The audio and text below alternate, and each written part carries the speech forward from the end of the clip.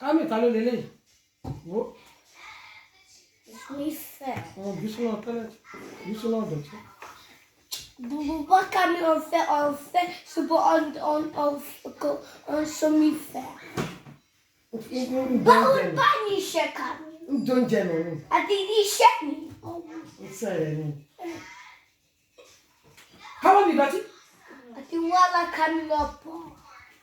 Lọ fọwọ́ rẹ lókè. Kí ló ṣe é tó ń lójú rẹ̀ nìyẹn? Kí ló ṣe é? Mo sọ fún un. Kí ló tó ń sunkún? Nígbà tó lóun ní ká méní méjì.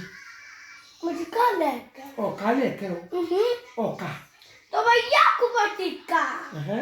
Tí àkóbá kà sí tiẹ̀ ni. Omi lẹ́ mo ti ká. Wọ́n kọ ọ̀ka o, wọ́n kà Mo ti tiẹ̀. ká. Wọ́n pariwo mọ́ mi o. Mo ti ká lẹ̀kẹ́. Ọ̀ka lẹ̀kẹ́. Mo ti ká. Ọ̀ka wá tún tí.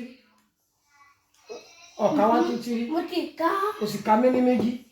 À ń bo. Mo mi kì í bọ̀. Ẹyin pa. Kí ló ní girama ń ṣe? Èmi ń parọ́. Girama ń parọ́ Ádámù. Ìyá ẹ̀ ń parọ́. Ìyá rẹ̀ ní parọ́. Ìyá ẹ̀ ń parọ́. No. Ìwọ tó fẹ́ kà.